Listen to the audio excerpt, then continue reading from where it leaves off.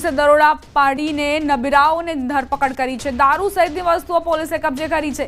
બોપલમાં રેવ party ચાલી રહી હતી। પોલીસને બાતમી મળી, તાત્કાલિક પોલીસ ત્યાં પહોંચી, જ્યાં પોલીસે તમામ જે વ્યક્તિઓ હાજર હતા તેમની ધરપકડ કરી છે। ઉધના નહેરુનગર ઝૂંપડપટ્ટીમાં દરોડા પાડવામાં આવ્યા। ઉધનાના લુહાર ફળિયામાં પોલીસની રેડ દરમિયાન 67,000ની મત્તા પણ જપ્ત કરાઈ છે। આ નબીરાઓ આખરે કેવી રીતે દારૂ લાવ્યા, ક્યાંથી લાવ્યા, કોણ સપ્લાયર હતું તે દિશામાં પણ બોપલ પોલીસે તપાસ શરૂ કરી છે। દરોડા દરમિયાન નબીરાઓની પૂછપરછ પણ હાથ ધરવામાં આવી, જો કે હજુ સુધી અન્ય કોઈ વિગતો પ્રાપ્ત નથી થઈ। પ્રાથમિક વિગત એ જ છે કે ઉધના નહેરુનગર ઝૂંપડપટ્ટીમાં આ દરોડા પાડવામાં આવ્યા અને તે દરમિયાન 67,000ની મત્તા સાથે પોલીસે નબીરાઓની ધરપકડ કરી છે। દારૂ સહિતની વસ્તુઓ તેઓ ક્યાંથી લાવ્યા એ દિશામાં પોલીસે તપાસ આરંભી છે। સવાલ અહીં એ કે આખરે કઈ રીતે દારૂ મળી જાય છે આ નબીરાઓને? જો ગાંધીના ગુજરાતમાં દારૂબંધી છે તો ક્યાંથી દારૂ લાવે છે અને કઈ રીતે આ પાર્ટીનું આયોજન થાય છે? કેમ આ નબીરાઓને પોલીસનો, કાયદો વ્યવસ્થાનો કોઈ જ ડર નથી? કેમ તેમને એ ભય નથી કે આવી રીતે પાર્ટી કરીશું તો પોલીસ આવશે અને ત્યારબાદ કાયદાના સકંજામાં આવીશું?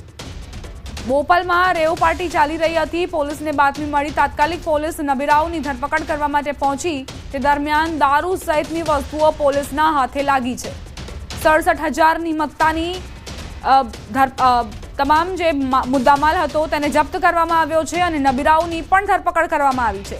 હજુ એ સ્પષ્ટ નથી કે કેટલા નબીરાઓ અહીં રેવ પાર્ટીમાં હાજર હતા, કેટલો દારૂનો જથ્થો ઉપલબ્ધ હતો, આખરે આ દારૂનો જથ્થો ક્યાંથી લાવવામાં આવ્યો, એ તમામ વસ્તુઓ પર ત્યારે પ્રકાશ પડશે જ્યારે પોલીસ તપાસ આગળ વધશે। પ્રાથમિક જાણકારી એ જ છે કે બોપલમાં રેવ પાર્ટી ચાલી રહી હતી અને બોપલ પોલીસ ત્યાં પહોંચી, ત્યારબાદ નબીરાઓની ધરપકડ કરી અને જે દારૂ સહિતનો મુદ્દામાલ હતો તે પણ જપ્ત કર્યો છે। અમદાવાદમાં છાશવારે આ પ્રકારની પાર્ટીઓ આયોજન કરવી હવે જાણે કે સામાન્ય બની ગયું છે। પોલીસ પહોંચે છે, પોલીસ પાર્ટીઓમાં દરોડા પાડે છે, નબીરાઓની ધરપકડ કરે છે, પરંતુ તેમ છતાં પણ યુવાનો કંઈ સમજવા તૈયાર નથી। પોતાની જ ધૂનમાં, પોતાની જ મસ્તીમાં મસ્ત જોવા મળે છે અને આ પ્રકારની રેવ પાર્ટીઓનું આયોજન કરે છે।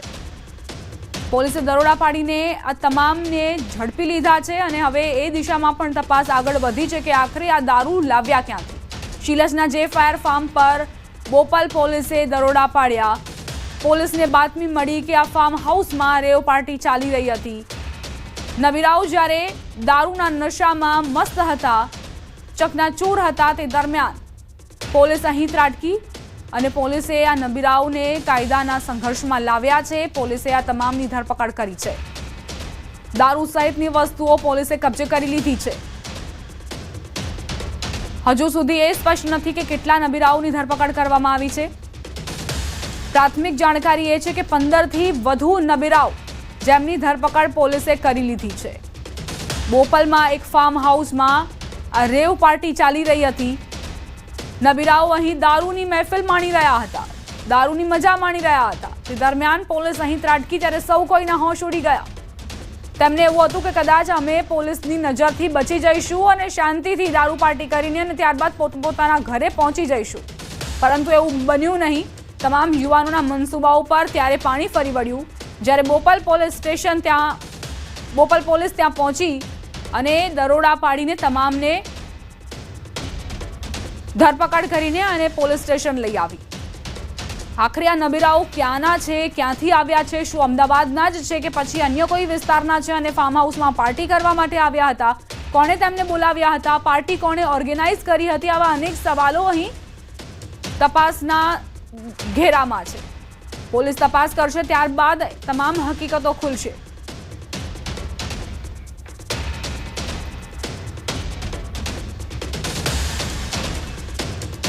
સંવાદદાતા દીપિકા જોડાઈ ગયા છે વધુ જાણકારી સાથે। દીપિકા, શું વિગતો તમને પ્રાપ્ત થઈ છે આ રેવ પાર્ટીને લઈને?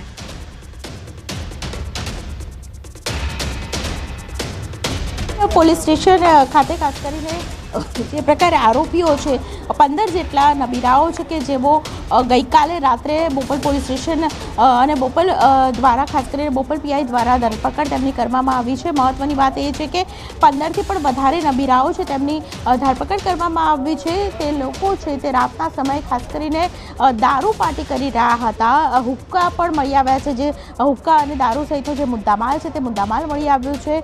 બોપલ પોલીસ સ્ટેશન છે તેમાં 15થી પણ વધારે લોકો છે તે તેમની ધરપકડ કરવામાં આવી ને તમામ લોકો જે છે તેમને હાલ મેડિકલ માટે સિવિલ હોસ્પિટલ ખાતે લઈ જવામાં આવ્યા છે. જે મુદ્દામાલ છે તે મુદ્દામાલ પકડી લેવામાં આવ્યો છે. સૌથી મહત્વની વાત છે કે શિલજમાં આ પાર્ટી ચાલી રહી હતી જેમાં નાઇજીરિયા, કેન્યા અને આફ્રિકા સહિતના અનેક જે વિદ્યાર્થીઓ છે તે ભારત ભણવા આવેલા છે તો તે વિદ્યાર્થીઓ હતા તેવું સામે આવ્યું છે. જોકે સૂત્રો પાસેથી મળતી માહિતી પ્રમાણે આ તમામ જે વિદ્યાર્થીઓ છે તે ગુજરાત યુનિવર્સિટીના હોવાનું હાલ તો જાણવા મળી રહ્યું છે. મહત્વની વાત એ છે કે તેઓ ખાસ કરીને જે ટ્રીટી છે ભારત સાથેની જે સંધિઓ છે તેમાં ખાસ કરીને અહીં ભણવા આવ્યા હોય તેવી વાત પણ સામે આવી છે. જોકે સૂત્રો પાસેથી જે માહિતી મળી છે તેને લઈને બોપલ દ્વારા જે તપાસ કરવામાં આવી, બોપલ પોલીસ દ્વારા જે તપાસ કરવામાં આવી તેમાં શિલજ ખાતે જે ફાર્મ છે, જે આર ફાર્મ પાર્ટી ત્યાં થઈ રહી હતી અને ત્યાંથી આ તમામ લોકોને પકડી લેવામાં આવ્યા છે. સાથે જ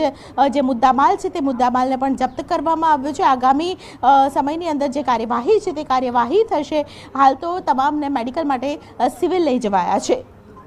દીપિકા, આજે વિદેશી વિદ્યાર્થીઓ હતા, અહીં ભણી રહ્યા હતા, શું તેમની સાથે અહીંના જે લોકો હતા તેઓ પણ સામેલ હતા કે તમામ જે વિદ્યાર્થીઓ હતા તે બહારના જ છે, વિદેશી જ છે? એ વિશે કોઈ જાણકારી?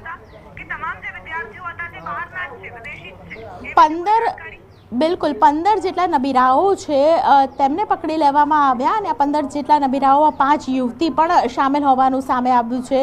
મહત્વની વાત એ છે કે જે 15 લોકો છે તેમાંથી કેટલાક ભારતના પણ વિદ્યાર્થીઓ હતા અને ભારતના વિદ્યાર્થીઓ છે તેઓ પણ અહીં સામેલ હતા. ભારતમાંથી તેઓ ખાસ કરીને કયા રાજ્યમાંથી હતા તેની પણ તપાસ કરવામાં આવશે. શું તેઓ અમદાવાદના હતા, ગુજરાતના હતા કે ગુજરાત બહારના કોઈ રાજ્યમાંથી આવેલા છે જે ગુજરાત યુનિવર્સિટીમાં ભણવા આવ્યા હતા તેની પણ તપાસ કરવામાં આવશે. જોકે હાલ પૂરતી માહિતી એટલી છે કે જે પ્રકારે ગઈકાલે રાત્રે આખો બનાવ બન્યો અને બોપલ પોલીસ દ્વારા જે એક્શન લેવામાં આવ્યા તે એક્શન અંતર્ગત રાતના સમયે આ પ્રકારે 15 જેટલા જે નબીરાઓ છે તેમને પોલીસ સ્ટેશન પકડી લેવામાં આવ્યા અને આ તમામ 15 નબીરાઓ છે તેને મેડિકલ તપાસ માટે લઈ જવામાં આવ્યા છે. હાલ કાર્યવાહી ચાલી રહી છે અને સાથે જ બોપલ પોલીસ દ્વારા જે કાર્યવાહી કરવામાં આવી છે તેમાં જે ફાર્મ હાઉસ છે તે ફાર્મ હાઉસ ઉપર દરોડા પાડવામાં આવ્યા છે તો તે ફાર્મ હાઉસ પણ હાલ સીલ કરી દેવામાં આવ્યું છે.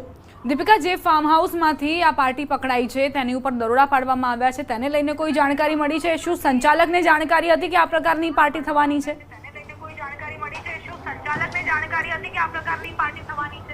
બિલકુલ, હાલ તો આ તમામ સમગ્ર જે બાબત છે તેને લઈને ખાસ કરીને તપાસ હાથ ચાલી રહી છે. જોકે આખા મામલાની અંદર ફાર્મ હાઉસ કોનું હતું તે પણ એક મહત્વનો વિષય બની રહેશે. કારણ કે જે ફાર્મ હાઉસની અંદર આ પ્રકારની પાર્ટી ચાલતી હોય તો શું તે ફાર્મ હાઉસ છે જે નબીરાઓ પકડાયા છે તેમાંથી જ કોઈનું હતું કે પછી તે લોકોએ ભાડે રાખીને આ પાર્ટી કરી હતી તે વિષય ઉપર તપાસ આગામી સમયમાં કરવામાં આવશે. દીપિકા, જે પણ વ્યક્તિઓએ આ પાર્ટીમાં જોડાઈને ભાગ લીધો છે તેને લઈને આગામી જાણકારી તમારી પાસેથી લેતા રહીશું.